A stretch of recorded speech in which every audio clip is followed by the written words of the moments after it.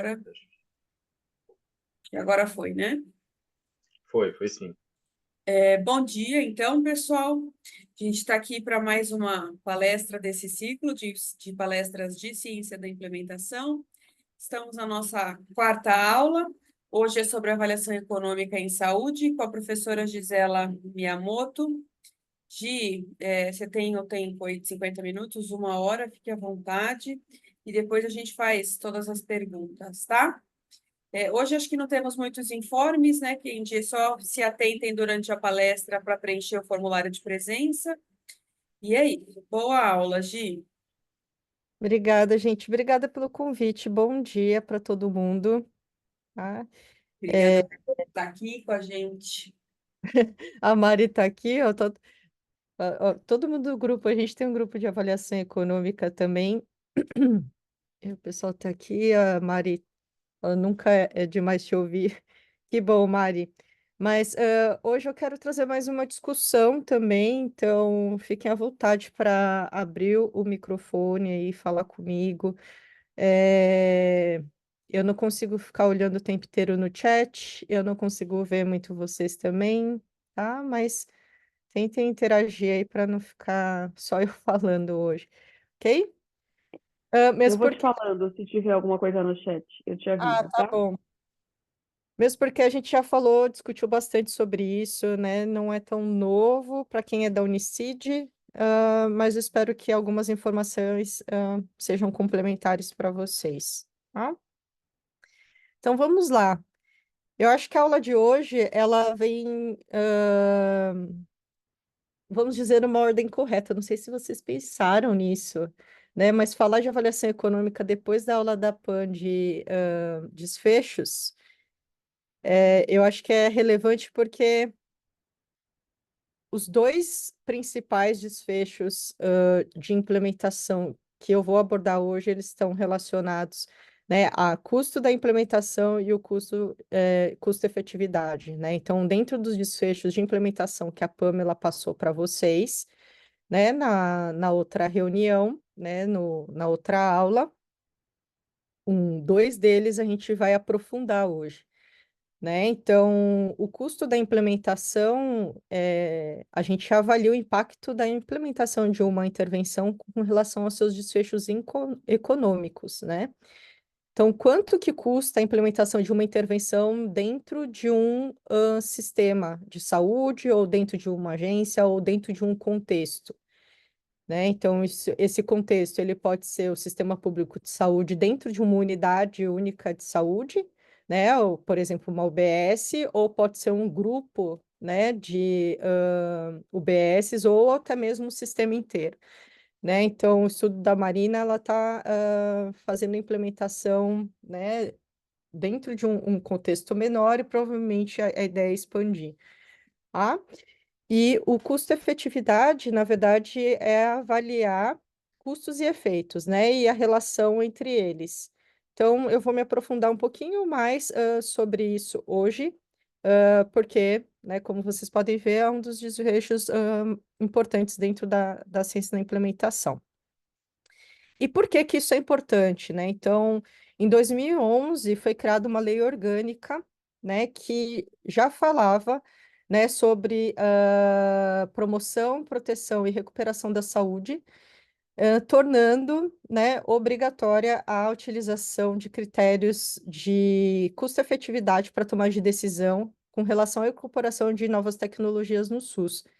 Ah, e essa lei, ela foi alterada e reforçada em 2021, né? Então, em 2021, tornou obrigatório mesmo a utilização de avaliações econômicas como critério, né, para a incorporação de novas tecnologias, né? Então, a gente tem a lei desde 2011, mas em 2021 foi reforçado de que, para implementar alguma coisa dentro do SUS, precisa ter algum parâmetro de custo-efetividade, tá? Bom, e a decisão com relação à implementação de novas tecnologias dentro do SUS, ela é centralizada pela Comissão Federal denominada CONITEC, né, que é a Comissão Nacional de Incorporação de Tecnologias no SUS. Então, no Brasil, né, quando a gente precisa implementar alguma tecnologia nova, passa por avaliação dessa comissão, tá? O Conitec. E o fluxo de incorporação de tecnologias no SUS pela Conitec, ela segue, né, esse fluxograma, né? Então, a gente tem mais ou menos entre 9 e 10 etapas, sendo que a solicitação de incorporação, ela pode ser feita por qualquer pessoa, né? E a decisão, né, também é feita por audiência pública, né? Então, são várias partes interessadas que estão relacionadas à incorporação de tecnologias aqui no Brasil. E a fase 3 e 4, elas estão relacionadas à necessidade de desenvolver estudos ou pesquisas complementares para decisão, né, com relação à avaliação da nova tecnologia, né, em conceitos não só de efetividade, mas também de custo-efetividade e outros tipos de estudo também, para decisão se aquela intervenção ela é adequada para ser implementada dentro do SUS. E esses estudos, geralmente, eles são solicitados para núcleos de avaliação de tecnologias em saúde realizarem, tá? No Brasil, a gente tem vários espalhados, né? Em São Paulo, um hospital privado que tem um núcleo de tecnologia em saúde, né, de avaliação de tecnologia em saúde, é o Hospital Oswaldo Cruz, mas a gente tem outros empresas, indústrias, né, principalmente da farmácia, a gente tem núcleos de avaliação de tecnologias em saúde, exatamente porque, especialmente em farmácia, né, e vacina, né, essas tecnologias elas não são implementadas se não tem relatórios ou estudos que realmente comprovem sua efetividade, custo-efetividade para a incorporação, tá? Na físio não é muito, não é, a gente consegue ver, né, que houve implementação de várias tecnologias que não são comprovadas nem de forma efetiva, né? Mas vale ressaltar aqui que a comissão, ela só faz a recomendação ou não de implementação, ela não toma a decisão final, tá? Então, a decisão final, né, é a decisão não somente pública, mas, né, vai lá para o nosso Ministério da Saúde e lá que é realmente decidido se vai implementar ou não, né? Então, tem que passar, né, pelos vereadores, Senado, para decisão final de que vai ser incorporada ou não aquela tecnologia dentro do sistema, tá? Por isso que, às vezes, né, ocorre essa falta de comunicação, vamos dizer assim, ou a inclusão, né, de tecnologias que não necessariamente foram recomendadas pela Conitec. Bom, mas o que são avaliações de tecnologias em saúde, né? O que é a avaliação de tecnologias em saúde? Tá? Então, é uma forma sistemática da gente sintetizar a evidência científica e a perspectiva de diferentes partes interessadas sobre os aspectos decorrentes da incorporação de tecnologias em saúde. Então, tanto em ciência da implementação quanto avaliação econômica, vocês vão se deparar muito com, né, essa frase de, né, sintetizar evidência, de disseminar evidência, mas principalmente pensando em todas as partes interessadas, né? Então, diferente do ensaio clínico, que a gente fala sobre mais o resultado do paciente, né, o resultado do desfecho clínico, em implementação e avaliação econômica, a gente vai ter respostas, né, da pesquisa para diferentes pessoas, né? Então, pacientes, gestores de saúde, políticos, né, cuidadores, né, familiares, para o fisioterapeuta em si ou para o profissional, né? Então, foge um pouquinho daquele estudo mais centralizado por um estudo que vai abranger a informação para diferentes partes interessadas, tá? Então, o objetivo da avaliação de tecnologias em saúde é identificar ou verificar se aquela tecnologia ela é segura eficaz e economicamente atrativa em comparação a diferentes alternativas que já estão implementadas dentro do sistema, né?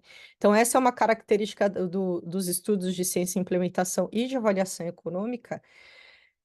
Geralmente, o grupo comparador, né, da intervenção do estudo, ele é um grupo de cuidados usuais, né? Dificilmente a gente vai encontrar um grupo relacionado a placebo ou comparado a nenhuma intervenção, tá? Isso acontece sim, tá? Mas pensando em implementação, se a gente já tem uma tecnologia que já está implementada dentro do sistema, o ideal é que esses estudos eles comparem uma tecnologia nova com o que já, né, está sendo oferecido para saber se vai manter a que já está sendo oferecida ou se vai trocar por essa tecnologia nova. E a avaliação de tecnologias em saúde, ela abrange as três grandes áreas, né, da saúde, tanto diagnóstico como prevenção e tratamento. Então, existem grandes estudos e estudos bons relacionados a diagnóstico para triagem de câncer de colo de útero, por exemplo, tá? E prevenção e tratamento ainda está crescendo um pouco no Brasil, mas se a gente vê o histórico de estudos publicados no Brasil, a maioria deles não estão relacionados à musculoesquelética, que é, né, a grande área da fisioterapia, e está relacionado mais com doenças infecto-contagiosas, tá? Bom, e tendo da avaliação de tecnologias em saúde, né? Então, nos núcleos, o que são mais solicitados são estudos de revisão sistemática e meta-análise, mas também, né, outros estudos como estudos clínicos, estudos observacionais e avaliação econômica. Então, dentro da tomada de decisão para a incorporação de tecnologias, né, a base, né, do relatório, vamos dizer assim, não é somente um tipo de estudo, então é um apanhado de estudos para tentar identificar se aquela tecnologia ela é adequada, né, pensando em segurança, em efetividade e se vale a pena pagar por ela, tá? E aí o que hoje a gente vai discutir, né, dentro da avaliação de tecnologia e saúde são os estudos relacionados à avaliação econômica. Mas o que que é a avaliação econômica em saúde, né? Então, acho que todo mundo aqui tem mais ou menos uma noção, já tiveram aula comigo, mas vamos lá, coloca aí no chat para mim, ou abre o microfone, né? O que que é a avaliação econômica em saúde? Economia em saúde.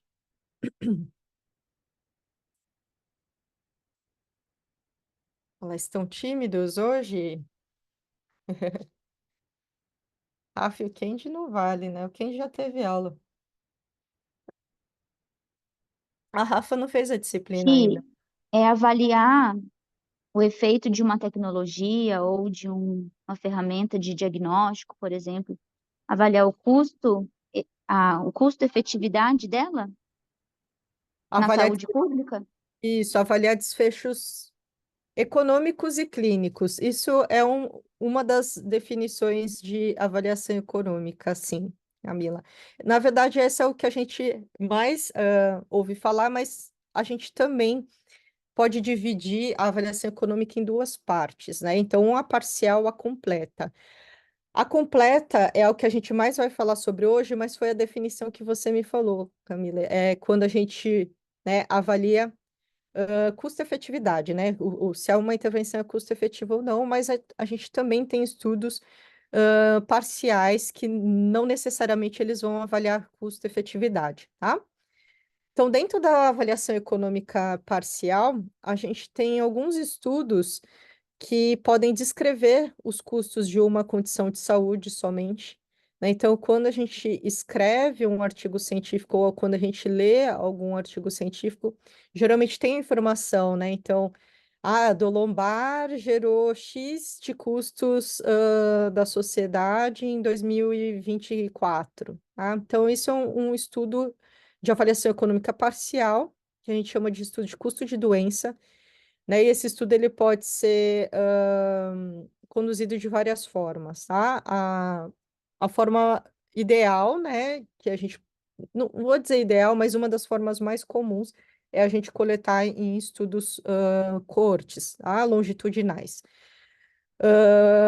Mas pode ser coletado também de forma retrospectiva, pode ser coletada de banco de dados, então tem várias maneiras de conduzir esse tipo de estudo. Em uma avaliação econômica parcial também, a gente consegue encontrar estudos que comparam os custos de duas ou mais intervenções ou diferentes populações, né? Então, dentro do ambiente de implementação, né, eu avalio os custos da nova tecnologia, da tecnologia que já está implementada e comparo entre elas. Ou eu posso comparar também se, né, pacientes com dor lombar geram mais custos do que pacientes com diabetes, tá? Então, duas populações diferentes. Então, eu consigo fazer isso em uma avaliação econômica parcial em estudos de análise de custos, né? Então, eu tenho comparação entre dois grupos, não necessariamente são duas intervenções, porque podem ser duas populações diferentes também. E também existe os estudos de descrição de custos e efeitos. Então, nesses estudos, né, uma ou mais intervenções elas podem ser avaliadas, tá? Porém, só há uma descrição dos custos e os efeitos. Não há uma relação, né, uma avaliação da relação entre os desfechos econômicos e clínicos. Então, em estudos que vocês encontram que só descrevem os custos e os efeitos de uma ou mais intervenções também são consideradas uma avaliação econômica parcial. E por que que esses estudos eles são importantes? Tá? Então, esses estudos, eles ajudam a identificar o impacto econômico de uma condição de saúde, pode identificar gastos desnecessários nos serviços de saúde e pode auxiliar os tomadores de decisão sobre a melhor forma de alocação do uso de recursos. Então, eu vou dizer um exemplo aqui para vocês.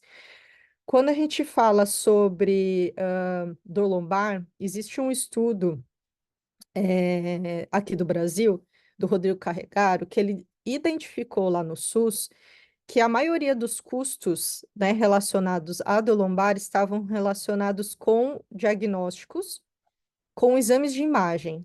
E quando a gente olha, né, as diretrizes de prática clínica de dor lombar, não é recomendado fazer, né, indicar, né, ou prescrever exames por imagem dos pacientes com dor lombar, principalmente os, né, que a gente chama de não específico, tá?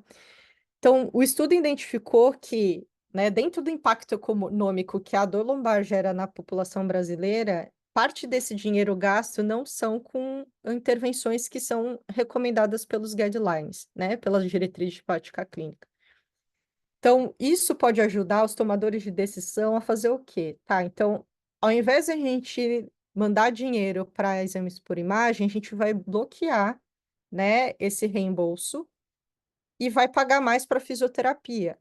Então, é isso que um estudo de avaliação econômica parcial, ele pode ajudar, né, para o tomador de decisão. Então, a identificar os gastos necessários e a realocar os recursos financeiros para intervenções que realmente são indicadas por diretrizes de prática clínica.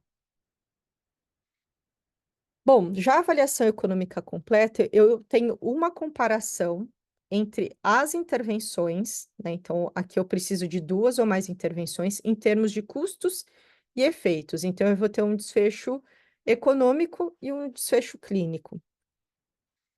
Então, a avaliação econômica completa, né, ela é importante porque os recursos disponíveis para a saúde, elas são escassos, né? Então, se a gente pensar no Brasil, isso acontece com frequência, mas em todos os países, ninguém tem dinheiro sobrando, né? E na saúde, isso pode ser um pouco mais precário até, tá? Então, por conta disso, tomadores de decisão, eles precisam de informações sobre a relativa eficiência das intervenções para tomar decisão com relação à implementação, né, de novas tecnologias dentro do sistema, né? E de reembolso também, né? Então, por exemplo, dependendo do sistema de saúde, é trabalhado com o paciente pagar pela sua intervenção e depois ele é reembolsado, né? Então, na Holanda, para vocês terem uma ideia, lá, se a intervenção é custo efetiva, né, o paciente ele recebe o reembolso da intervenção, mas se não é custo efetivo, ele não recebe. Então, o paciente ele pode fazer uma intervenção, né, querer pagar por uma intervenção que não é custo efetiva, porém, ele não vai ter o reembolso com relação àquele tratamento, tá?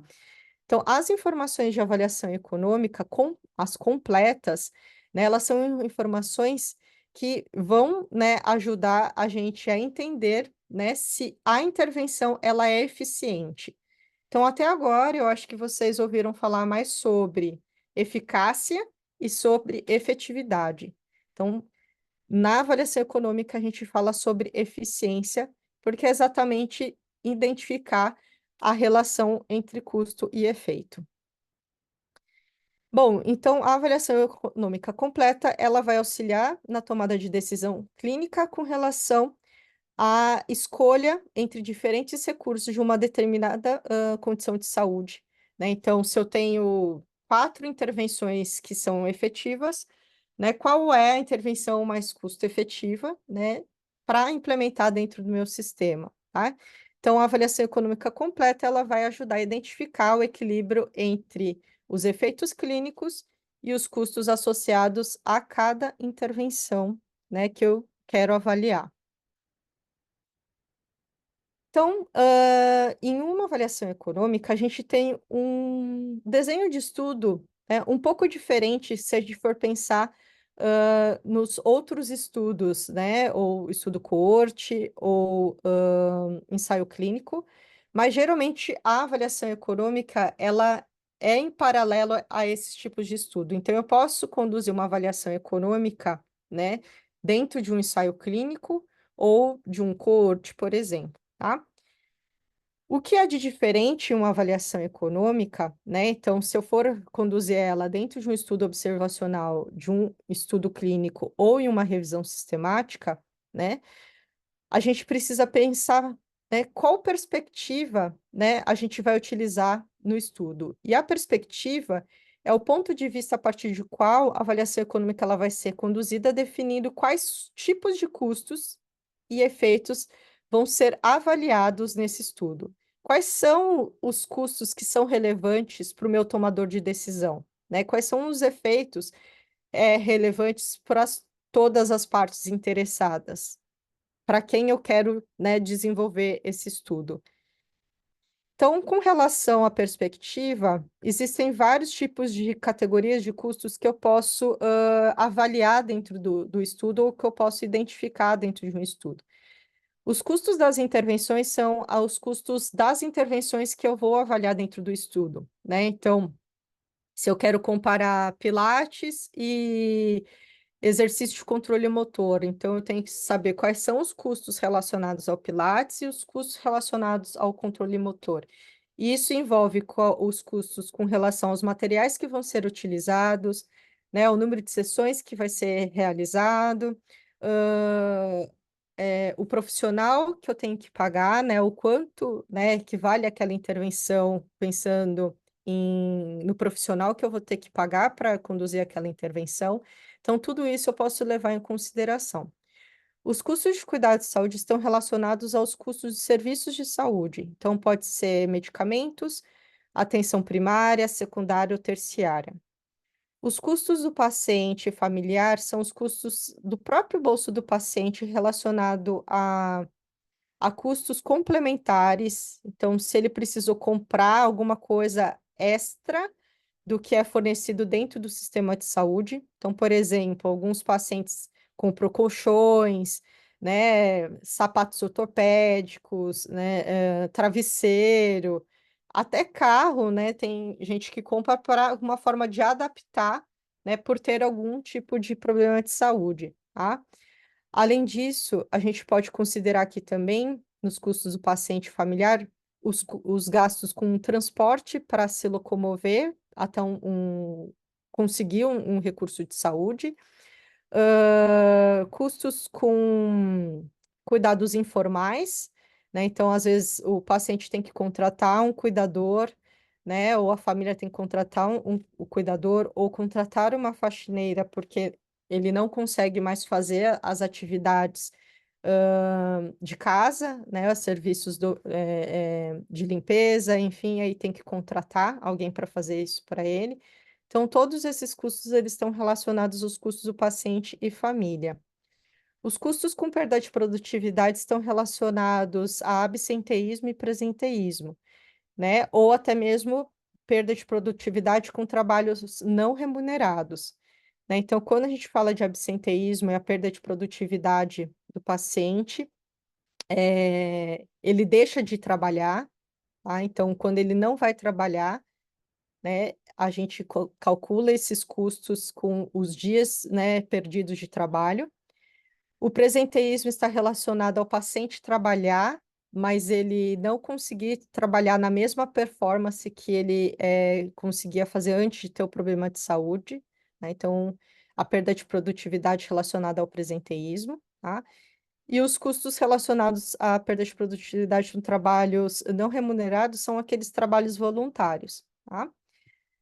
Com relação aos custos de cuidados de saúde em anos de vida ganhos, são os custos relacionados com intervenções que podem prevenir com que a pessoa ou com que o paciente morra, né? Então, quando o paciente, né, ele recebe uma intervenção que vai prolongar a sua vida, esses anos que foram dados a ele devido a esse tratamento, né, esses anos de vida que ele ganhou, ele provavelmente vai utilizar serviços de saúde, né? Então, esses custos com esses serviços de saúde nos anos de vida ganhos pelo paciente por ter recebido uma intervenção que preveniu ele de morrer antecipadamente, né, também são computados, tá? Esse custo, ele é mais complexo, tá?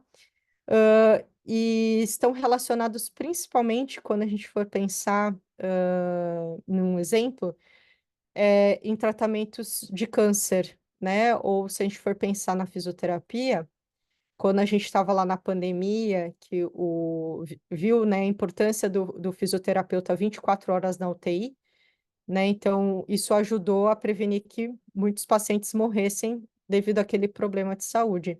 Então, esses custos são extremamente relevantes para essas condições de saúde com essas intervenções relacionadas né, a prevenir com que a pessoa morra de forma antecipada, tá? Alguma dúvida, gente? Até aqui? Não?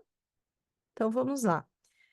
Então, por que que eu falei das categorias de custos? Porque isso vai definir o tipo de perspectiva que você vai conduzir dentro do seu estudo.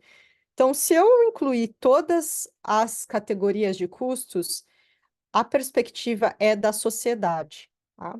Se eu incluir somente os custos das intervenções e os custos de cuidado de saúde, a perspectiva é a perspectiva do sistema de saúde, ou do provedor de saúde, ou da seguradora de saúde. Então, depende aqui no Brasil, né, de qual sistema que pediu o estudo, ou qual sistema que você quer dizer para implementar ou não a intervenção, tá?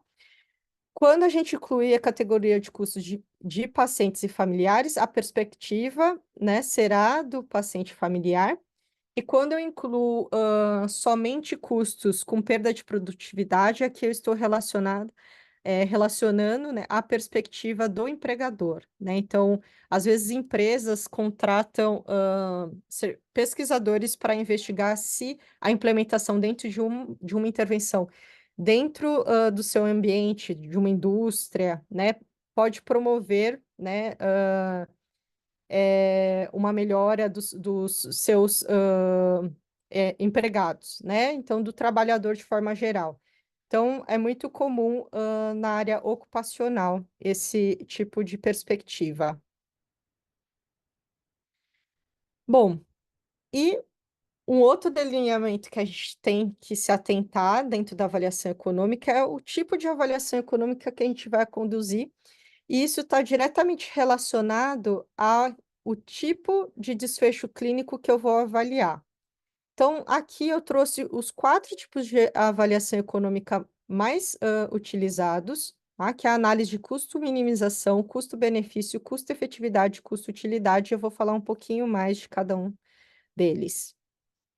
Então, na análise de custo-minimização, né, as intervenções, elas são consideradas com efetividade equivalente, tá? Então, para isso, eu tenho que ter certeza que as duas intervenções que estão sendo comparadas, elas são iguais. E ser igual não quer dizer que é um estudo que disse que não houve diferença estatisticamente significante entre as intervenções. Para eu ter certeza que as intervenções elas são iguais, eu preciso de estudos específicos, né, que são estudos que avaliam, né, se eles são iguais mesmos, tá? Então, são estudos esqueci o nome. São estudos de equivalência, tá? Então, nos estudos de equivalência, a gente consegue identificar se as duas intervenções são realmente iguais, tá? Pensando na comparação entre dois grupos, tá? Se o estudo, né, não for estudo de equivalência, né, eu não consigo dizer que as intervenções, né, elas são iguais por não ter resultado estatisticamente significante. Então, quando vocês leem um estudo, né, de superioridade, que as intervenções elas não são estatisticamente significantes, não significa que elas são equivalentes, tá? Isso porque, dentro, né, do contexto, né, da estatística, a gente tem uma incerteza em torno dos dados de custos e efeitos quando a gente compara duas intervenções em estudos de superioridade. Então, se a gente tem um intervalo de confiança, né, dentro daquela diferença entre os grupos, mesmo que ela não seja estaticamente significante, significa que eu tenho uma incerteza em torno daqueles custos e efeitos quando o estudo não foi desenhado para identificar equivalência. Então, esse tipo de estudo, ele não é o estudo mais adequado, né, em avaliação econômica.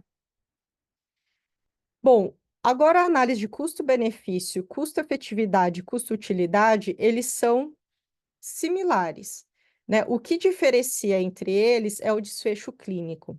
Mas em todas essas análises, duas intervenções elas são comparadas em termos de custos e efeitos. Porém, na análise de custo-benefício, os efeitos eles são expressos em unidades monetárias. Então, os custos já são, né, expressos em unidades monetárias, mas nesse tipo de estudo, os efeitos também, né, são avaliados ou quantificados em unidades monetárias, né? Então, nesse tipo de estudo, existe a identificação sobre se a intervenção ela gera economia ou perdas em comparação a uma intervenção alternativa, tá? Esse tipo de análise ele é realizado muito em estudos na área de saúde do trabalhador, tá? Em que os efeitos são facilmente convertidos em unidades monetárias, como perda de produtividade. Então, se eu tenho dias perdidos de trabalho, isso é facilmente convertido em unidades monetárias. Existem formas da gente tornar unidades monetárias de desfechos clínicos como dor, incapacidade ou outros deles, tá?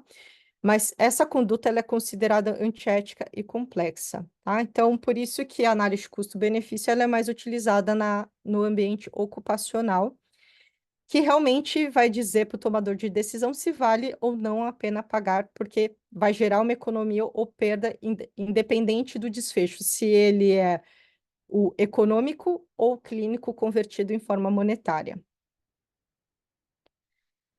Na análise de custo-efetividade, os efeitos eles são expressos em um desfecho clínico específico da doença, tá? Esses desfechos clínicos geralmente são os desfechos primários de um estudo controlado aleatorizado, por exemplo, que a gente chama de core set outcomes, né? Então, será que a gente tem né, se a gente pensar no contexto, né, da pesquisa, né, que você conduz no seu ambiente lá do doutorado, mestrado ou do seu ambiente de pesquisa em si, como professor, eu tenho que identificar quais são os principais desfechos clínicos para a doença que eu vou avaliar, tá? Então, na musculoesquelética, né, dor e incapacidade são dois desfechos clínicos, né, relevantes para essa condição de saúde.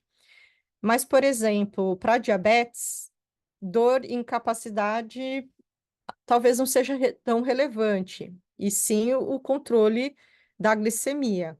Se a gente for olhar, né, um paciente que tem hipertenso, né, eu tenho que avaliar, né, a pressão arterial. Então, para cada disfunção, né, eu tenho um desfecho clínico diferente. E eu posso também pensar que uma intervenção, né, eu posso pensar em um desfecho clínico específico para aquela intervenção. Então, se eu estou trabalhando com osteoartrite, por exemplo, e eu preciso avaliar a questão de força do paciente, então, para aquela intervenção, né, que é o exercício, que eu tenho que avaliar a força, por exemplo, o desfecho de força avaliado por um isocinético é extremamente relevante para aquela intervenção especificamente. Tá? Então, dentro do contexto da análise de custo-efetividade, eu posso pensar tanto no desfecho clínico relevante para a doença, quanto para um desfecho clínico para a intervenção. Tá? No entanto, esses desfechos clínicos específicos, eles são relevantes mais para profissionais de saúde, né, que usam essas medidas durante o seu dia a dia para tomada de decisão com relação a implementar o tratamento ou, né, incluir esse tratamento na sua prática clínica para os pacientes que os clínicos vão atender, tá? Porém, eles não, esses desfechos clínicos, eles não são muito relevantes para os tomadores de decisão. Por quê? Ao tomar decisão, muitas vezes, em um contexto do sistema de saúde, ele precisa decidir entre implementar uma intervenção ou não, ou, né, aplicar, né, aquele recurso financeiro, né, alocar aquele recurso financeiro para uma disfunção ou não, para uma doença ou não, tá? E aí, quando a gente pensa em resultado de avaliação econômica, que eu uso desfecho específico, é muito difícil eu conseguir comparar dor com nível, né, glicêmico ou pressão arterial. Então, por conta disso, a análise de custo de utilidade, ela tem sido considerada uma das mais relevantes em avaliação econômica, porque a gente usa desfechos que são genéricos, que são comuns entre diferentes condições de saúde e intervenções, tá? Então, na análise de custo-utilidade, os efeitos eles são medidos em termos de uma medida que avalia utilidade. E essa utilidade ela pode ser anos de vida ajustados pela incapacidade ou os anos de vida ajustados pela qualidade. Tá? Então, ambos que a gente considera, né, a gente chama de DAILs ou QALYs, tá? Elas combinam morbidade e tempo de vida em uma única medida. Tá? E por ser uma medida genérica, né, permite a comparação entre diferentes tipos de condições de saúde e intervenções. Então, para o tomador de decisão, esse desfecho, né, a análise de custo-utilidade, ela é a mais recomendada, tá? Exatamente porque ele vai conseguir fazer comparações de avaliações econômicas independente da intervenção, independente da condição de saúde, tá? Hoje em dia, o mais utilizado é o Qualis, tá? E é o mais recomendado, tanto pela OMS e tanto pelos tomadores de decisão de organizações farmacoeconômicas nacionais, como o NICE, né, de UK, e a Rebrates do Brasil. O DAILS é muito utilizado na Organização Mundial de Saúde, mas ele não é atualmente muito utilizado em avaliação econômica. Então, o que vocês vão encontrar com muita frequência é o QALYS, que são os anos de vida ajustado pela qualidade. E para a avaliação do quali, né, existem 3 passos principais que devem ser seguidos para a gente fazer essa estimativa. Tá? Então, a primeira delas, eu preciso fazer a identificação do estado de saúde do paciente, utilizando um questionário que avalia a qualidade de vida relacionada à saúde, baseado em preferências da sociedade.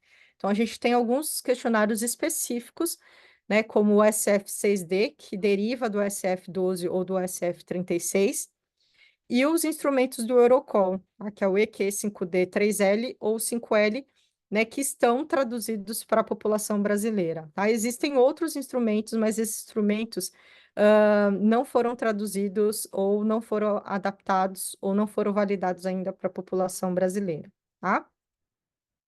Tem um.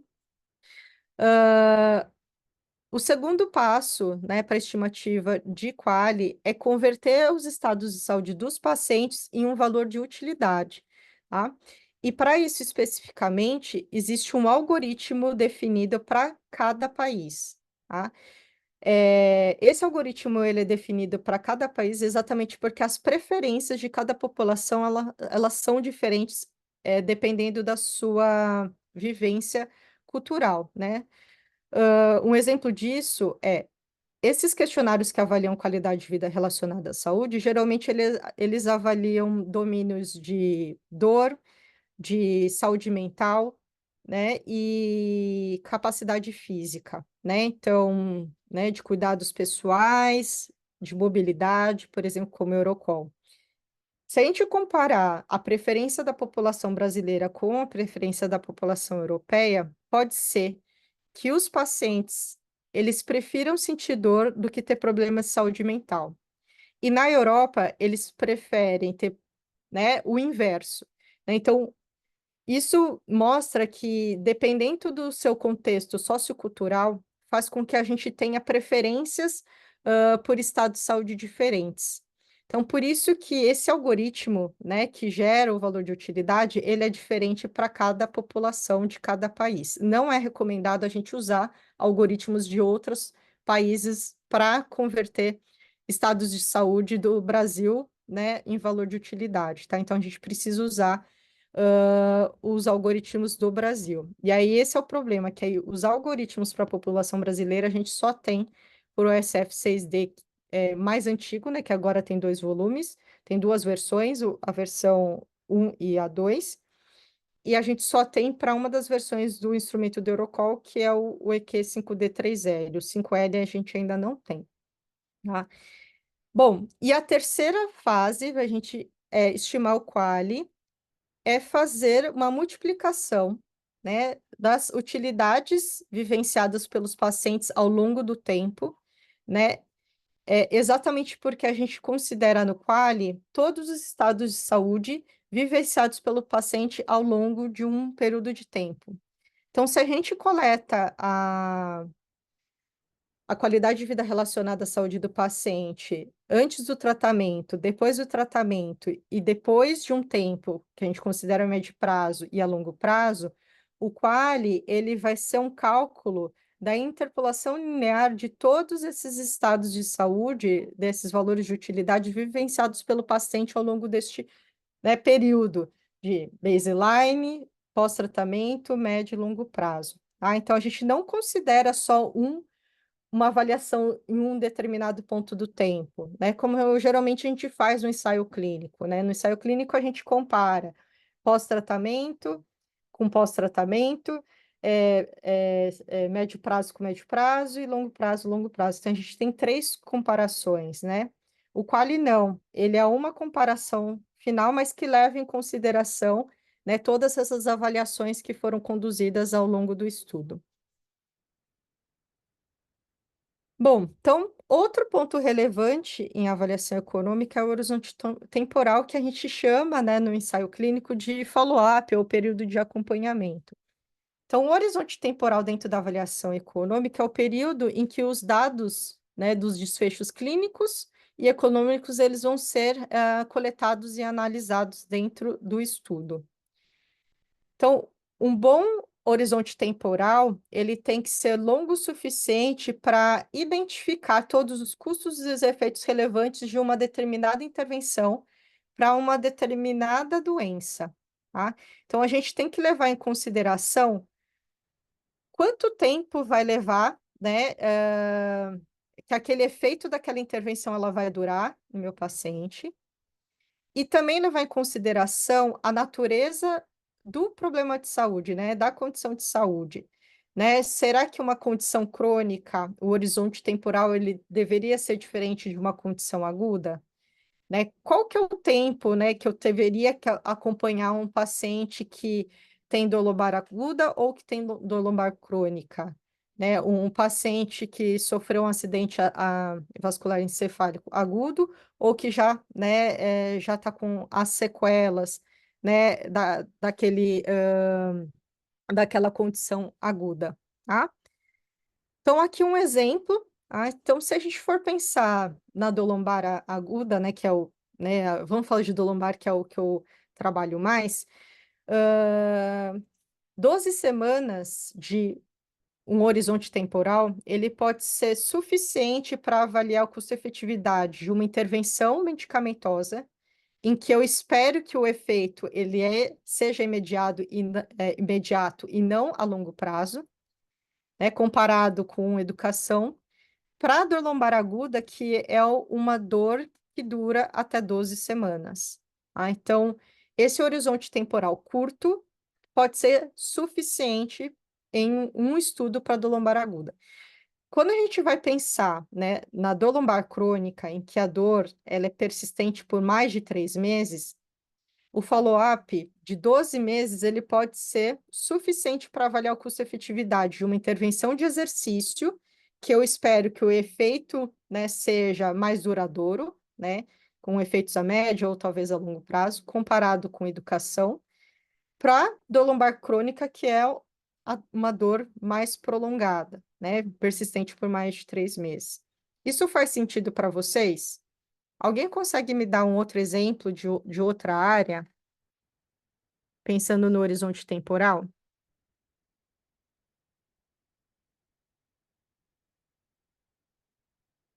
E aí?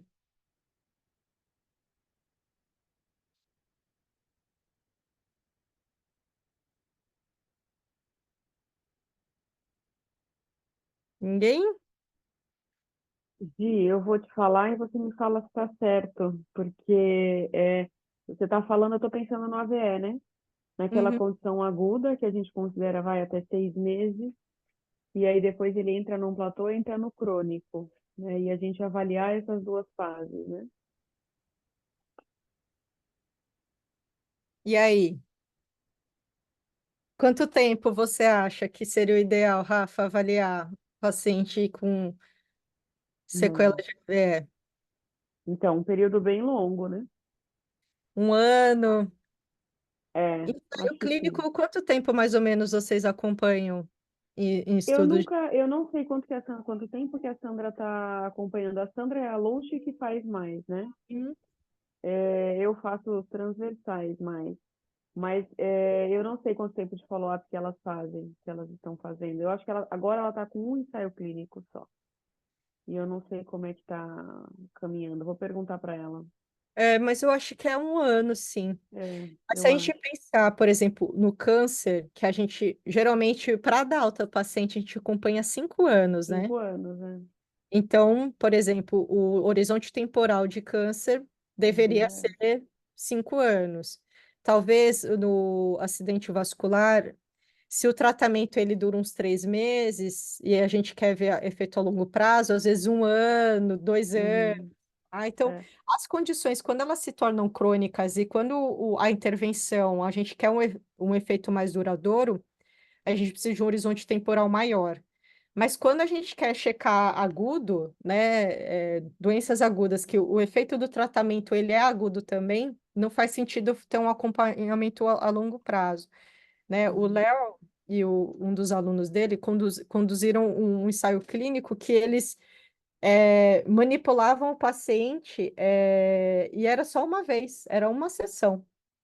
Né? Então, o paciente tinha dor, ele manipulava, então ele queria saber o efeito imediato daquela intervenção, ele não queria saber o efeito a longo prazo, né? Então, nessas questões, né? Então, às vezes, um horizonte temporal pequeno, ele é o suficiente. E aí ele fazia e manipulava, já avaliava e só uma avaliação ou mais alguma, não? Depois ele teve outras avaliações, se eu não me engano, nesse estudo. Aham.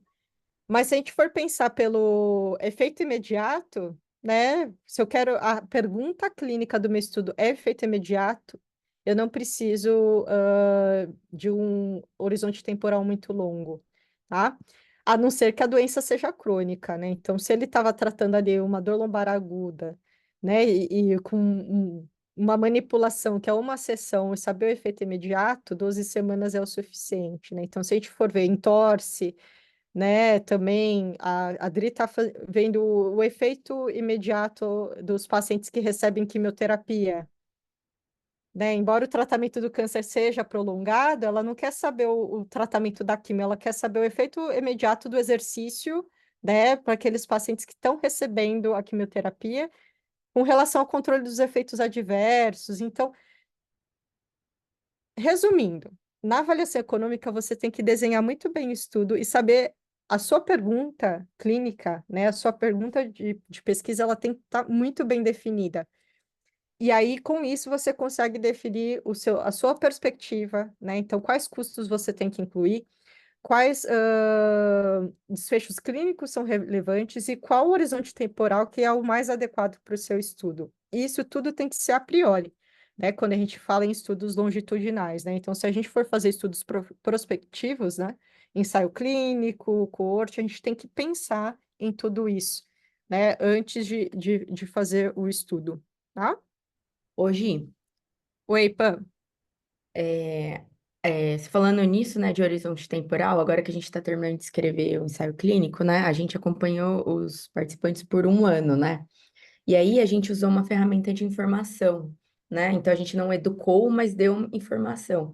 E aí um dos pontos que a gente levantou, né, ali discutindo os resultados, é que talvez, se a gente for fazer ou dar informação, talvez a gente precise, baseado nos resultados que a gente viu lá, né, que ao longo de um ano, depois de 2 meses, diminui um pouco a severidade da lesão. A gente levantou a hipótese que talvez, se a gente acompanhasse por mais tempo esses participantes, talvez a gente visse um efeito da severidade por uma redução maior da severidade, né? Então, talvez uma hipótese que a gente levantou é que talvez para esse tipo de intervenção, que é mais educacional ou informacional, que a gente precise acompanhar eles por mais tempo. Então, talvez um próximo ensaio clínico aí, a gente vai tentar acompanhar eles por mais tempo e dando educação de fato, e não só informação, né?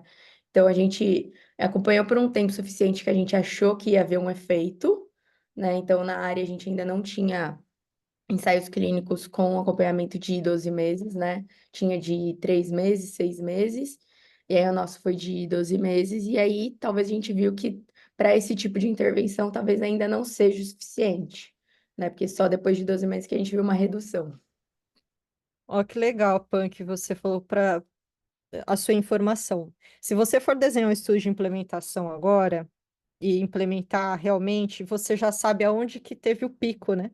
Então, teoricamente, a cada X meses você teria que dar educação de novo, né? Então, se acompanhar um ano os corredores, aí tá, até 2 meses 3 meses foi ok. Então, se eu dar outra educação, né? Reforçar a educação depois de 3 meses, né? Será que é, os efeitos eles vão ser mais prolongados, né? E fazendo esses clusters, né? Da intervenção em si, né? E será que isso custaria muito mais se eu desse educação, né? Porque pelo que eu entendi do seu estudo, se você for dando esses clusters, né, e evitar com que os atletas tenham lesão, com certeza vai ter uma redução de custo pela redução do risco de lesão, né? Então, ele não vai procurar mais outro tipo de tratamento porque ele está recebendo educação e aquilo está sendo efetivo para ele. Não sei se você concorda, né? O que que você acha? Qual estratégia, né, você faria agora pensando se você fosse desenhar um outro estudo com relação a custo, efetividade, agora implementação, o que que você faria? Cara, eu acho que Eu daria os conteúdos lá de formas diferentes, então talvez teria um custo adicional para isso, né? Porque o custo que a gente teve com o desenvolvimento dos conteúdos foi baixo, né?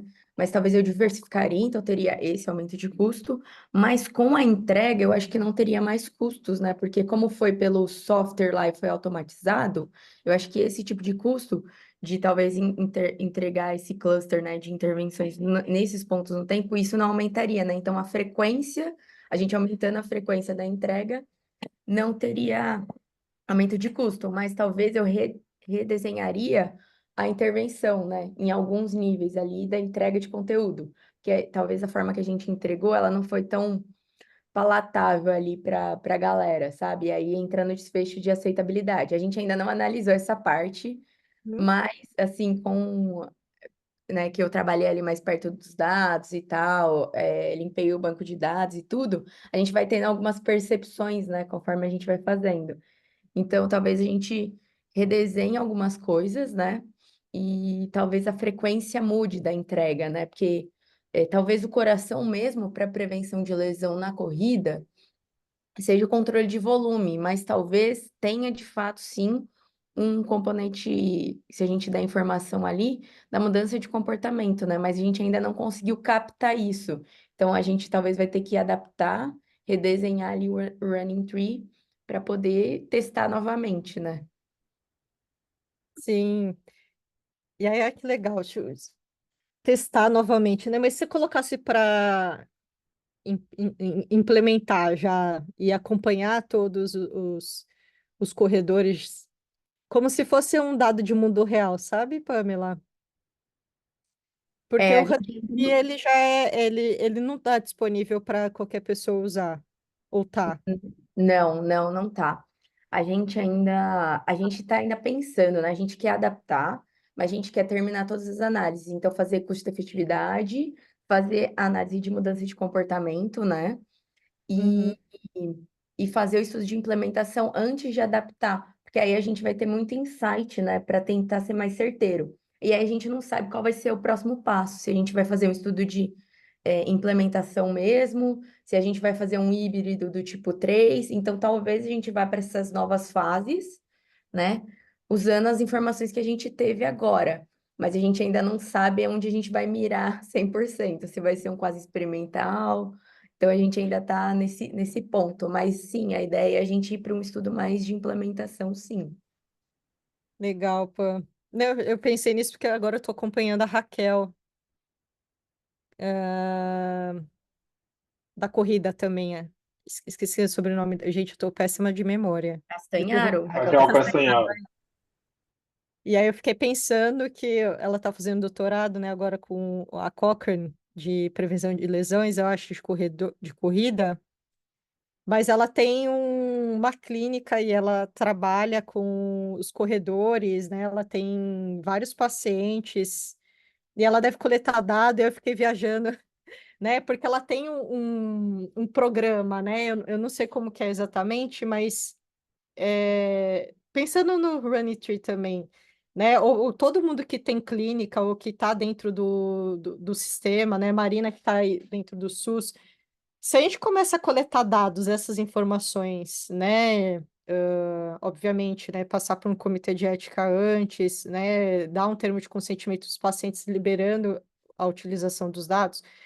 Se a gente acompanha, né, de forma pragmática, né, do mundo real, esses pacientes, é uma forma de a gente fazer estudos de avaliação econômica também, né? Não tanto de implementação, mas porque já está implementado, né? Então, pensando nisso, né, se a gente coletasse dados, se a gente tivesse um banco de dados, a gente conseguiria fazer estudos com análise de mundo real, né? Obviamente tem as suas falhas, né? Tem os seus vieses, mas a gente conseguiria fazer. Mas, bom, pô, é uma ideia. Então, pensando nessa nova fase, depois que vocês falarem, ó, gente, Honeytree vai estar disponível, gratuito ou não, né? Não sei como vocês vão fazer. Continuar acompanhando esses pacientes desse banco de dados para ir respondendo pesquisas futuras, né? Que aí você vai conseguir saber, nossa, olha, é verdade, colocando a cada 3 meses, né, a educação do jeito que a gente, né, identificou nesse estudo que é realmente melhor, quando a gente abrange para a população geral, né, realmente tem efeito ou não, qual a adaptação que você vai ter que fazer, né? Então vai ser bem legal. Boa, certo?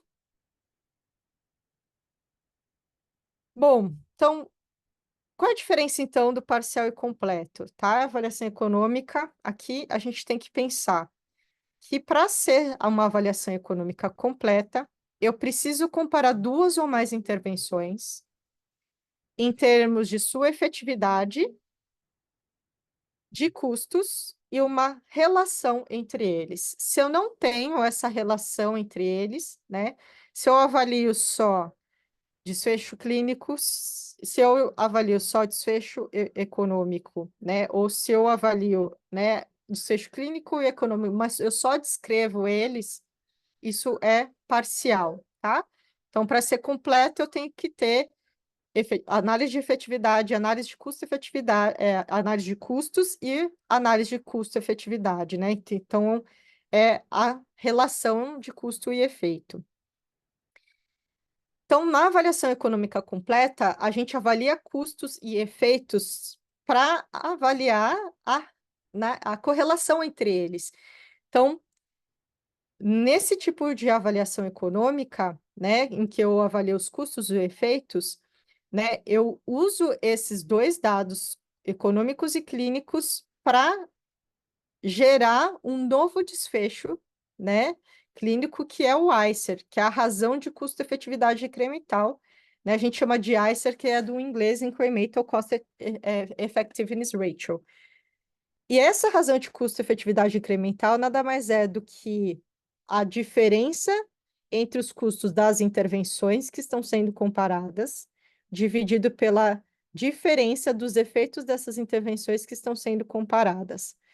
Então, é o custo da minha intervenção chave, né, a minha nova tecnologia, menos o custo do grupo controle ou da tecnologia antiga, dividido pelo efeito da nova tecnologia, menos, né, o efeito do grupo controle, tá? Então, esse ICER vai ser o desfecho principal da minha avaliação econômica completa. E ela que é utilizada para a tomada de decisão. Então, o ICER, o que que significa? Né? Como que se interpreta o ICER? É a quantidade de dinheiro que estamos dispostos a pagar ou a investir para ganhar uma unidade de efeito extra.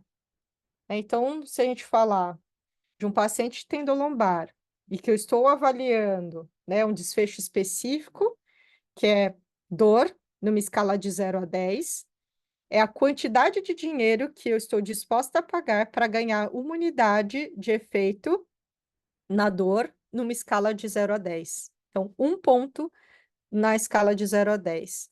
Se a gente está falando de anos de vida ajustados pela qualidade, que é o QALYS, né? É a quantidade de dinheiro que eu estou disposta a pagar por um quali ganho. Então, um ano de vida ajustado pela qualidade ganho, tá? Então, essa é a interpretação desse desfecho, que é o ICER, que é o desfecho principal da avaliação econômica. Então, a avaliação econômica completa, ela vai ajudar a identificar se uma intervenção ela oferece valor para o dinheiro, tá? Então, se vale a pena pagar pelaquela intervenção, tá? E uma intervenção ser custo efetiva ou não, não está relacionada a ser a intervenção mais barata. Por quê? Uma intervenção custo efetiva, geralmente, né, a nova tecnologia, ela é mais cara do que a tecnologia anterior. Então, se a gente for comparar os custos das intervenções ou da implementação, né, daquela intervenção dentro do meu sistema, a tecnologia nova, geralmente, ela é mais cara do que a tecnologia antiga, né? Uma máquina de ressonância magnética é mais barata ou mais cara do que uma máquina de raio-x, né? Então, né, um carro elétrico, né?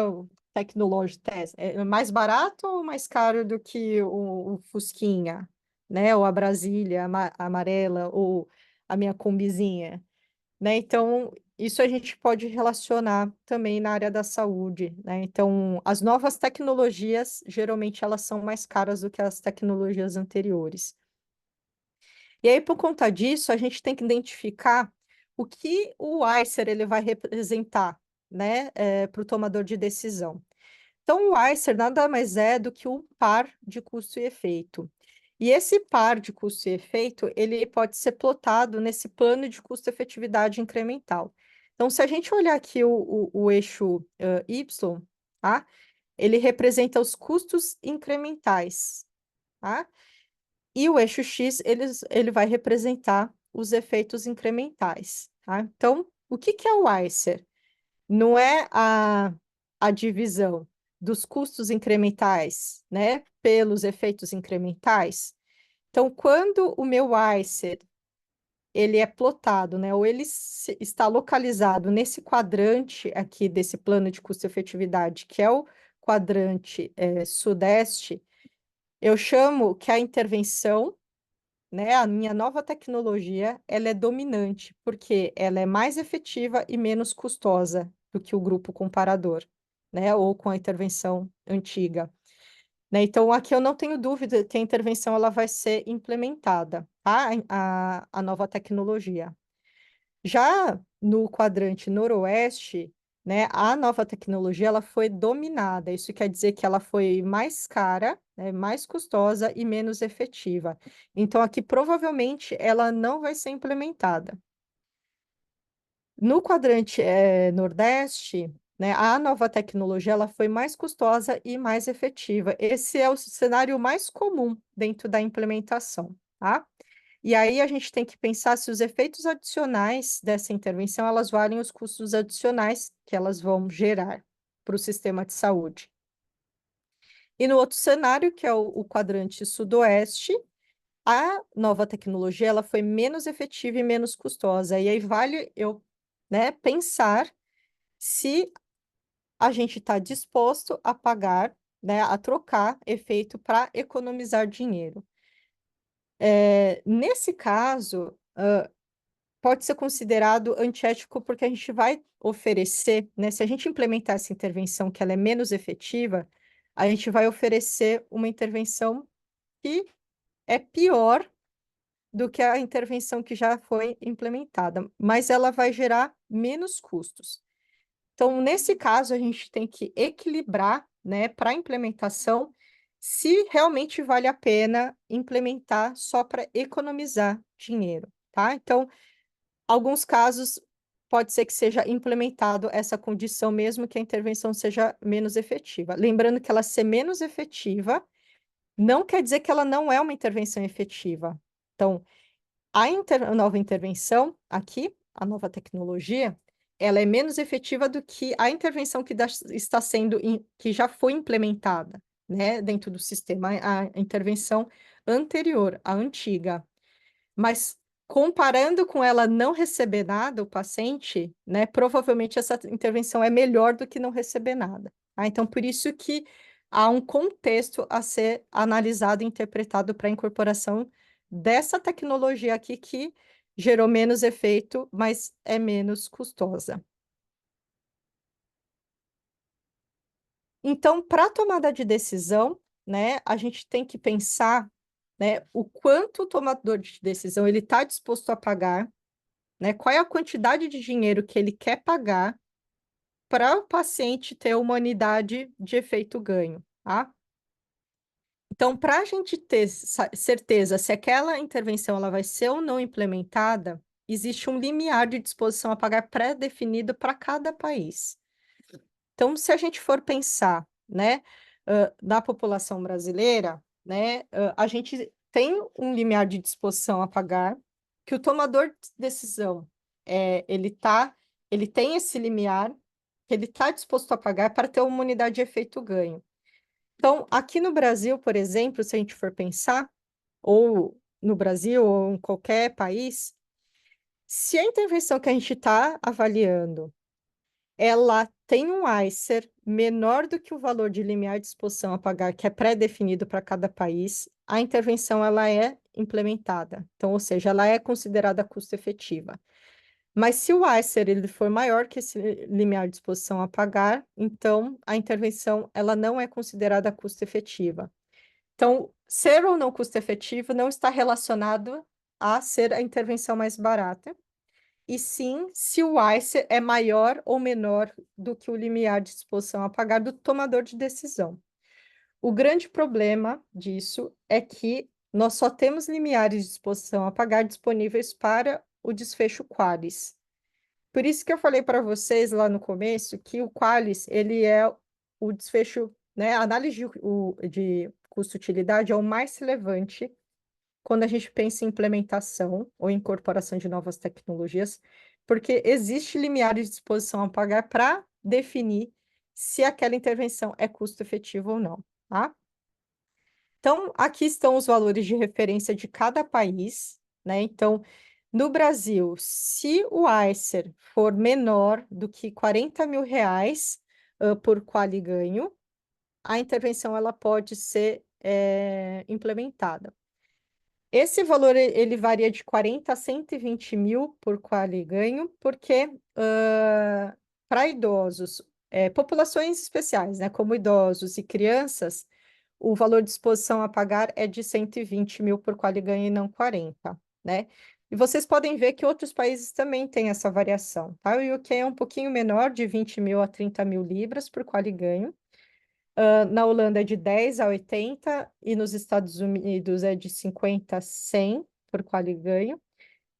E essa diferença, né, essa escala, né, entre 10 e 8, ela é grande porque na Holanda, por exemplo, as doenças mais graves, o limiar de exposição a pagar é mais alto, e para doenças menos graves, o limiar de exposição a pagar ele é mais baixo, tá? Então, por isso que tem essa variação de 10 a 80, de 50 a 100, no Brasil, de 50 a 120. E se o país ele não tem um limiar de exposição a pagar pré-definido, a Organização Mundial de Saúde ela recomenda usar de 1 até 3 per capita do país, que é o que representa o produto interno bruto do país. Bom, então, sabendo o limiar de disposição a pagar, então, geralmente, em uma avaliação econômica, eu tenho esse gráfico que é a curva de aceitabilidade de custo-efetividade, em que ela vai me dizer qual é a probabilidade da intervenção ser custo-efetiva, aqui no eixo Y, em diferentes limiares de disposição a pagar aqui no eixo Y, no eixo X, desculpa. Então, dependendo do limiar de disposição a pagar, eu vou ter uma probabilidade diferente da intervenção ser custo efetivo ou não. E isso ajuda, né, a tomadores de decisão que têm limiares de disposição a pagar diferentes a definir se aquela intervenção ela é custo efetiva ou não para o seu sistema de saúde, tá? Então, aqui, ó, se a gente olhar no valor de UK, né, que o limiar de disposição a pagar é de 20 mil libras por quali ganho, nesse caso, a curva de aceitabilidade e custo-efetividade, ela está me dizendo que essa intervenção, né, a nova tecnologia, ela tem mais de 95% de probabilidade de ser custo-efetiva comparada à intervenção que já está implementada, né, ou cuidado usual. Tá? Então, essa intervenção nova, provavelmente ela seria implementada dentro do sistema de saúde. Tá? Até 70% de probabilidade a gente implementaria. Tá? Abaixo disso é considerado uma probabilidade baixa para nível de implementação, com relação a considerar aquela intervenção custo-efetiva ou não. Tá? Bom, e por que não usar dados de estudos conduzidos em outros países, né? Então, quando a gente pensa, por que a gente tem que fazer avaliação econômica dentro do Brasil e não pegar dados utilizados de outros países? Por que vocês acham que a gente tem que conduzir estudos aqui e não usar dados de outros países?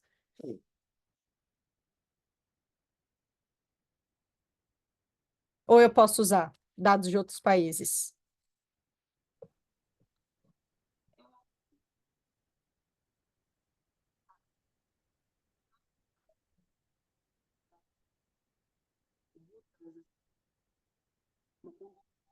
E aí, gente? ou, ou até o que o país em si pode custear. Isabela? Oi?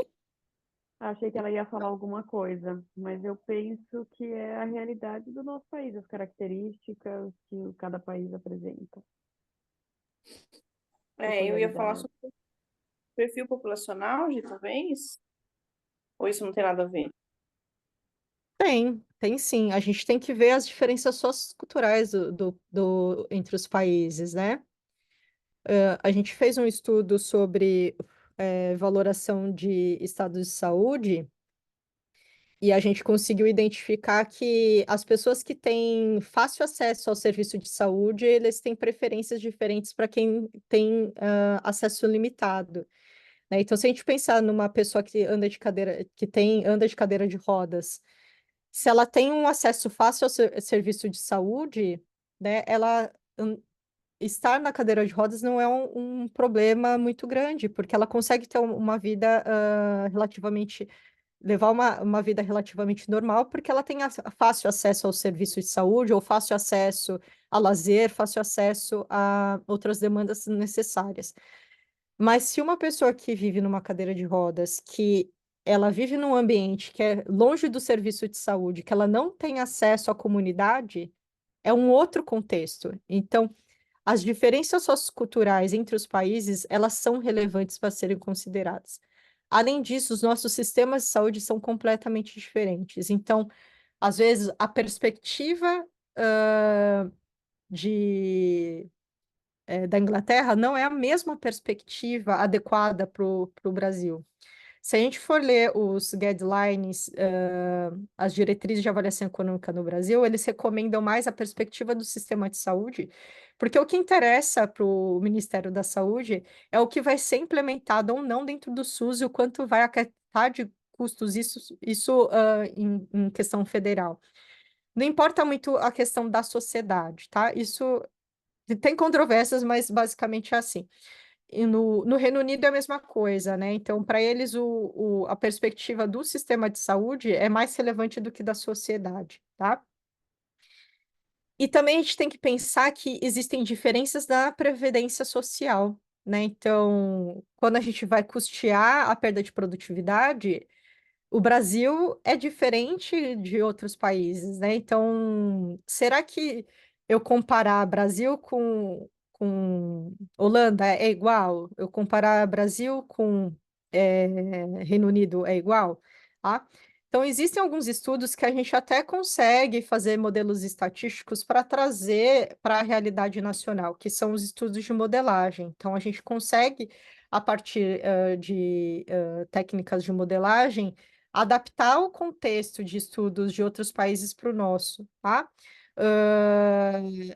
É bom, mas também tem o... É bom e ruim, né? Então tem seus vieses. O Kendi é um exemplo muito legal, porque o estudo dele de doutorado, foi um estudo de viabilidade comparando a aplicação do Startback para estratificar paciente para oferecer o tratamento, que é super indicado no Reino Unido. Mas outros estudos que foram conduzidos em outros países não foi tão bom assim. E aí, quando a gente olha para a realidade brasileira, né, depois do que a gente pode comentar, será que dá certo? Né? Porque no Reino Unido, a maioria dos pacientes com dor lombar, eles vão direto para assistência primária, né?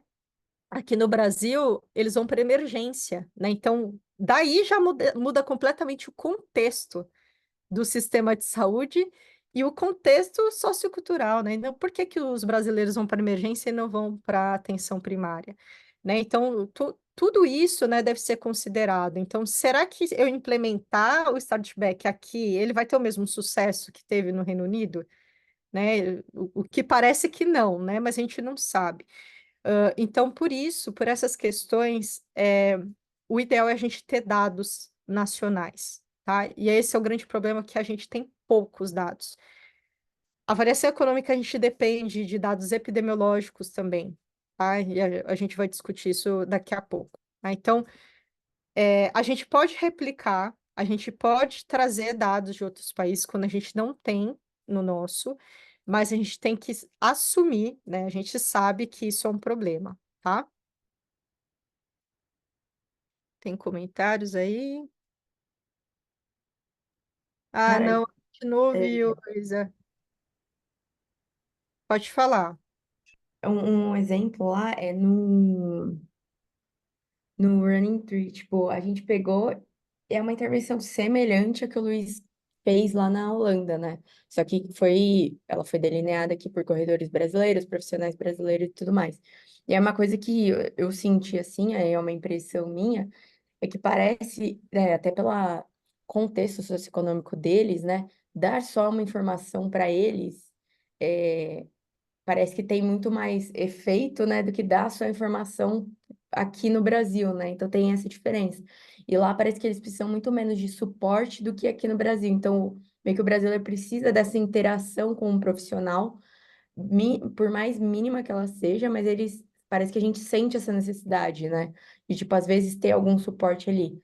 E lá toda a intervenção foi tipo por e-mail, assim, cara, faz isso aqui. Aqui tinha vídeo, tinha um sistema e tal. Parece que a aderência não foi assim igual que a gente desejava, né? Então tem muito disso, do contexto socioeconômico. E aí, então, de país para país, e também tem da própria população. Então, uma coisa que a gente vê é que corredores de trilha, por exemplo, que são muito mais experientes, né? Eles têm mais ou menos o mesmo nível educacional, mas eles têm uma experiência de corrida maior do que os corredores de rua, né? Que geralmente os corredores de rua, eles migram para trilha, né? E aí também tem essa diferença de adesão, né, a uma intervenção, a um protocolo, ao engajamento nas nossas intervenções, né? O que eu tenho sentido aí. A gente fez até um trabalho com o corredor de trilha recentemente. A gente coletou na La Mission, que é uma das maiores corridas aí de trilha do Brasil no passado. E assim, parece que o engajamento foi muito maior do que quando a gente estava lá iniciando a coleta do Running Tree, né? E foi muito menos sofrido, assim. Então, parece que isso, até na própria população, né, é corredor, mas tem essa diferenciação, isso muda bastante. E até mesmo da intervenção, porque lá o Luiz fez em corredor de trilha e aqui a gente fez corredor, né? Então, não tinha essa divisão em si. E aí isso muda, né? O nível educacional também, contextos socioeconômicos completamente diferentes, né? Sim, por exemplo, lá eu precisei de assistência médica na Noruega também, né? O primeiro contato com o profissional é pelo telefone. Então, a triagem, né, que a gente vai lá na emergência, passa com o enfermeiro, para ele te triar, para te passar para onde você tem que ir, lá do setor do hospital de emergência, por exemplo, é tudo por telefone. Então, na Holanda acho que é similar. Então, o primeiro contato já é uma tele, né? Não tem o contato direto com face to face. Eu acho que eles já estão meio acostumados com isso, né? E também da educação, né? Da importância de seguir o que o profissional da saúde está te falando, né? Então, acho que isso também diverge entre os países. E aqui a gente tem divergência de estado, né? Ou do mesmo lugar. Aqui em São Paulo, a gente estava falando, né? Me perguntaram, né? Os etíopes perguntaram aqui é caro? Eu falei, sim, mas se você for para o sul da cidade de São Paulo, a região sul é mais cara, a zona leste é mais barata. Então, se você for comprar alguma coisa, compra aqui, não lá. Então, a gente tem essa divergência aqui, né? Entre o país, que nem se tá dando super certo lá com a Marina, talvez não dê certo em São Paulo, então a gente tem que pensar muito nesse contexto, tá? E aí, tudo bem, né? Fechou. A gente sabe que a intervenção é custo-efetiva. E aí, implementa ou não? Vocês acham que fez um Gi, deixa eu estudo? Oi? só fazer uma observação, são 9h30, tá? Tá. A gente tem até às 10 horas. Então, acho que Ah, como está não, todo já. mundo participando, todo mundo ativo, a gente pode dar sequência dessa mesma forma, só para te avisar, tá? Ah, não, tá ótimo. Agora é fase final também. E aí, ó, vamos dar o exemplo. Pamela, a intervenção do Running Tree foi super custo-efetiva.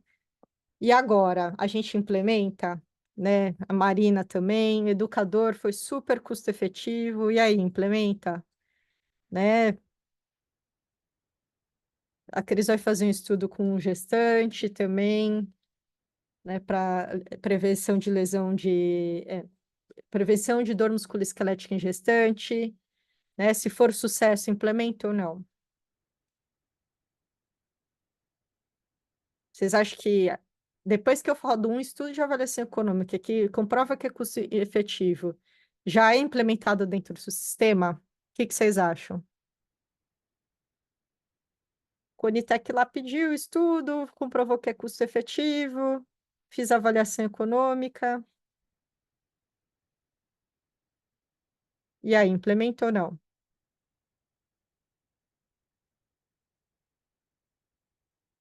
Pode Cara, jogar no. eu acho Oi. que depende, assim, eu acho que não é tão fácil, né? Aqui no nosso mundo colorido de, eu fiz, segui todos os passos, todas as recomendações, mas quando chega lá na hora de implementar, o tomador de decisão, ele vai ter que priorizar lá, né? Então, qual problema tá tendo mais, qual é o custo desse problema?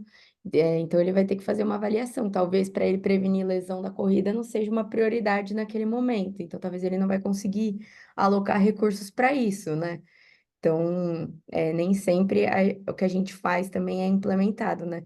E às vezes, por outras razões que a gente ainda não sabe quais outras práticas que não têm nem efeito, nem estudos de custo, efetividade, eles são implementados lá no SUS, né? Por exemplo. Então, acho que por mais que a gente faça aqui o nosso trabalho da melhor maneira possível, seguindo as recomendações, às vezes a gente nem vai ver isso sendo implementado. Talvez daqui a alguns anos, talvez nem eu vá ver, talvez meus filhos, quem sabe, os netos vão ver alguns frutos sendo implementados, né? O que é um pouco triste, mas faz parte do jogo. Mas acho que a gente tem que disseminar e divulgar o nosso trabalho, porque de alguma maneira ele pode ser implementado. Talvez não por uma política pública, mas talvez em algum outro local, né, que vai ser disseminado aí. A gente vê várias startups crescendo com esse intuito, implementando várias coisas que são de fato efetivas no sistema deles, né? Pô, um comentário legal que você disse. A fase de implementação ela é completamente diferente do contexto, né? E muitas vezes o sistema ele não implementa coisas que não foram custo-efetivas ou efetivas, mas isso é porque dentro do processo, né? Se tudo seguisse conforme a Conitec, a recomendação da Conitec seria ótimo, mas a gente viu na pandemia que não foi assim, né? Então, teve medicamento que foi implementado, e aí depois de implementar, para desimplementar é pior. Tá? Então, existem vários pontos que a gente tem que pensar no contexto em si. Tá? E um deles que você falou será que eu tenho recurso para isso? Né? E isso entra em uma outra fase da avaliação econômica, que são os estudos de impacto orçamentário. Tá? Então, dentro do contexto da minha avaliação econômica, que eu vi lá o custo da minha implementação, o custo que aquilo vai implementar, vai custar para implementar, eu preciso saber se o tomador de decisão ele vai ter dinheiro para fazer aquela implementação, né? Então, nos estudos de E impacto orçamentário... Oi, pode a falar. Marina levantou a mão, acho que ela pode falar. Pode falar, Má. Ah, não, a Gi pode concluir, depois eu falo. Tá. Então, dentro dos estudos de impacto orçamentário, né, a gente apura qual que é o valor que realmente vai ser gasto com aquela implementação, né, tanto com a criação, expansão ou com o aperfeiçoamento, né, dentro daquele sistema, e quanto aquilo vai acarretar de aumento de despesa para o governo, pensando, né, e até comparando com aquela intervenção que já foi implementada. Né? Então, será que vai ter recurso financeiro para implementar e não pensar só na implementação? A Marina está estudando bem isso, porque depois que você implementa, tem que ter a manutenção daquilo. Né? Então, implementou o Honeytree, o educador, né? Não é só aquilo. Então, vai ter uma implementação. Eu tenho que treinar os profissionais. Então, tudo aquilo, quanto que vai custar? né, para manter aquilo dentro do sistema, tá? E aí dentro Gi, do... Oi, pode falar.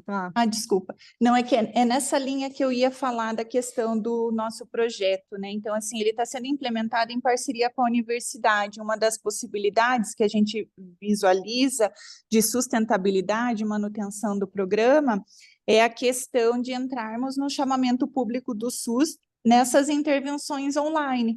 E aí a gente se depara com outra barreira que nem eles sabem como fazer auditorias dos atendimentos online. Onde existem os teleatendimentos aqui, pelo menos, né, onde eu estou, na região, existe um técnico de enfermagem que fica junto no teleatendimento, e nós não fazemos dessa forma. Né? Eu tenho agenda, eu chamo o paciente e atendo ele. Eu não tenho ninguém me auditorando para ver se eu realmente estou fazendo aquela intervenção. Mas quando é regulado, porque é via projeto, né? Eu não estou sendo remunerada pelo SUS. Mas as intervenções de telemedicina que são pagas, precisa de um técnico de enfermagem. Então, aí já aumenta um custo que a gente não sabe nem se é viável e como fazer isso, né? Daí eu preciso de um profissional para estar aqui, e como que a gente faria isso? Então, a gente vai se deparando com outros problemas na implementação lá de fato, além dessa questão que a Pamela falou, né? Se eles vão querer pagar, se a gente vai ter, eles vão querer, né? Se vão achar que é viável, se vai implementar, se vai pagar por essa intervenção. O que eu vejo, assim, que talvez seja mais fácil é implementar protocolos, processos de trabalho, talvez parecido com o que Kendi fez, e é o que eu estou ajudando uma colega, e você foi falando, eu fui anotando e trocando várias informações com ela, porque ela trabalha muito na mudança do processo de trabalho, então estabelecimento de protocolos, ela é da área de respiratória, então pega protocolos de monitoramento de oxigênio para ver desmame ou redução de consumo de oxigênio domiciliar, auto-hospitalar, então você muda o processo de trabalho da equipe, talvez seja mais fácil de implementar do que coisas que demandem outras tecnologias, outros recursos, né? Então, é mais um ajuste de capacitação, e você já tem as pessoas trabalhando para implementar aquilo, do que investir mais, né? Pelo menos é isso que eu tenho visto, assim, né, do projeto. E Marina, você me deu uma ideia agora, anota aí. Talvez no seu estudo, colocar uma análise de sensibilidade, colocando esse custo como se fosse na vida real. Então, alguém ia ter que fazer a auditoria de você, e quanto isso custaria dentro do valor total.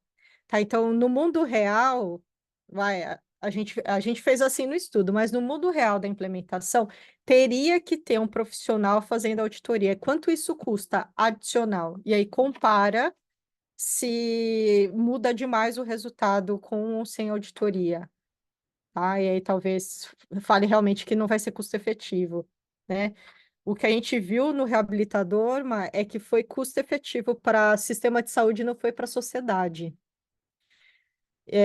Talvez o seu possa ser que seja o contrário, porque como adiciona esses custos, talvez seja custo efetivo para a sociedade e não vai ser para o sistema de saúde porque tem esses encargos, tá? E aí, para o impacto orçamentário, que aí depois Marina, Pamela pode pensar, é um outro estudo, tá? E a gente precisa de dado epidemiológico. Então, a partir do momento que eu sei o quanto vai custar a implementação por paciente, eu multiplico isso, né? Eu tenho que ver quais são as pessoas, né? Quais são os participantes, as partes interessadas que vão receber realmente esse tratamento, né? Então, eu tenho que pensar o quanto vai ter de gasto, né? E quantas pessoas vão utilizar, né? Então, se eu tenho lá uma intervenção de Pilates e pacientes com dor lombar crônica, né? E eu vou implementar o Pilates, né? Eu sei que o custo do Pilates é X, então eu tenho, X% da população brasileira tem dor lombar. São todos esses X% que tem dor lombar que vão receber o Pilates? Provavelmente não, porque eu tenho que excluir todos os pacientes que não têm indicação para fazer atividade física. Então, dentro daquela população que tem dor lombar, na população do Brasil, eu tenho que excluir, né, ou, né, identificar quais são os pacientes que realmente vão ser beneficiados com aquela intervenção, que é o exercício. E a gente sabe que os pacientes que não têm indicação para atividade física não vão ser beneficiados. Então, eu tenho que fazer essa estimativa total de quem realmente vai se beneficiar do tratamento, né, para fazer a minha análise de impacto orçamentário, que depois é um cálculo simples, né? O que eu vou multiplicar é o valor do custo total anual por paciente com aquela intervenção, ou o custo da implementação por paciente daquela intervenção, pelo número de pacientes que realmente vão receber aquela intervenção, né, no meu contexto. E aí está aí a dificuldade. Eu tenho estudo do Brasil que tem a prevalência de dor lombar aqui no Brasil? Não, tem no São Paulo, em São Paulo. Então, tá, eu posso fazer uma estimativa próxima. Eu sei quantos pacientes, em média, poderiam não ser beneficiados, né, com esse problema, com a intervenção de Pilates, porque tem problemas cardiovasculares, etc. Então, essa é a complexidade do impacto orçamentário. A gente precisa de dados reais do mundo real, né? Então, o estudo da Verônica de custo de doença da criança, o que a gente fez foi estimar os custos com dor musculoesquelética de crianças e adolescentes. Então, a gente sabia o custo anual por paciente. E o número de pacientes que poderiam ser tratados, o que ela fez um levantamento que tem no IBGE de quantas crianças tem no Brasil de 7 a 17 anos, e usou o dado do estudo de prevalência da TIE, né? Quantas crianças, né, têm doença musculoesquelética, aí 30%. Então, né, ela viu que da população brasileira, que a gente tem de crianças e adolescentes, provavelmente 30% tem ou terão, desculpa, dor musculoesquelética. Então, ela pegou esse número X e multiplicou pelo custo anual total por paciente, e aí ela fez uma estimativa do impacto orçamentário, tá? De quanto que custa ter dor musculoesquelética em criança no Brasil, tá? Isso é de um estudo de custo de doença, mas que é facilmente replicado num estudo de implementação, né? Então, eu tenho o custo da implementação por paciente e eu vou multiplicar pelo número de pacientes que realmente vão ser beneficiados, tá? Então, o problema é que a gente precisa desses dados epidemiológicos, né, do Brasil. Certo? Então, só depois disso, né, do impacto orçamentário, que eu vou saber se vai ser implementado ou não dentro do sistema. E mesmo que tenha recurso ou não tenha recurso, pode ser que não seja implementado, né? Ou pode ser que seja implementado uma intervenção que nem teve todo, né, esse passo a passo que eu te falei, né? Exatamente porque no nosso país existem hierarquias, né, para tomadas de decisão, tá? Bom, eu gostaria de agradecer, então, o convite dos meninos, agradeço pela atenção quem ficou aí até o final, quem não ficou até onde pôde ficar. Aqui está meu contato se tiver alguma dúvida, e eu acho que a gente pode conversar mais um pouquinho, né? Kendi, Rafa, quem quiser tirar dúvidas. Sim, estamos dispostos. Gi, mais uma vez, obrigada por você estar aqui com a gente. Foi excelente. Obrigada mesmo. Sua contribuição é maravilhosa. Imagina. Alguém tem mais alguma dúvida? Bem, Isabela, abriu o microfone. ouvem agora? Agora sim, Isabela. Gi, obrigada pela aula, primeiramente, muito rica, enfim, sempre muito, como já comentaram, sempre muito bom te ouvir.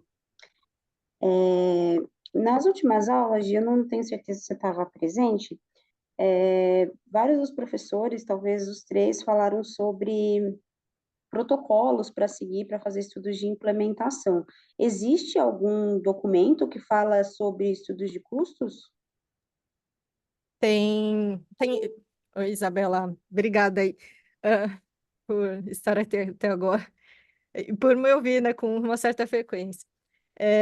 A gente tem, Isa, alguns guidelines, tá? O Brasil, ele tem uma diretriz só de avaliação econômica. Ela está um pouco desatualizada, mas a atualização ela vai ser publicada eu acho que daqui a pouco. Acho que ou esse ano ou o ano que vem tá para sair. Porque no final do ano passado ele já tava em revisão. Mas tem Uhum. uma diretriz. Eu posso mandar para o Kendi, para a Rafa, eles mandam depois. Em músculo esquelético especificamente, eu tenho uma masterclass só de avaliação econômica e como interpreta a avaliação econômica em estudos de fisioterapia em músculo esquelética. E tenho alguns livros também, mas eu acho que com os artigos de interpretação e de guia, eu acho que já dá para aprender bastante.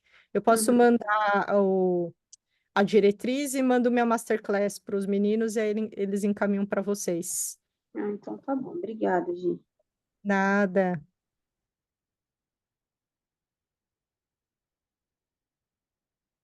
Certo? É isso. A Marina comentou aqui no chat, cada vez que escuta a Gi, sai um estudo. Ah, a Marina a Pamela também vai tendo ideia. Fala, É um cada mundo hora. de possibilidades, né? É, obrigada, gente. Acho que agora Pamela, você queria falar alguma coisa? Não? Não, não, só agradecer. Obrigada, Gi, pela aula. Sempre muito bom. Foi ótimo. nada. Daqui a pouco a Pamela e a Marina que vão dar as aulas para mim. Com certeza. A Betânia também, daqui a pouco. É que a Betânia está mais a avaliação econômica parcial. Ela ainda não se aprofundou nas completas. Uhum. Então, acho que é isso. Podemos encerrar, então, pessoal. Obrigada a todos, todas que estão aqui. E a nossa próxima, esperamos vocês. Obrigada, viu? Bom Obrigado, feriado. pessoal. Bom feriado. Até a próxima. Obrigado. Tchau.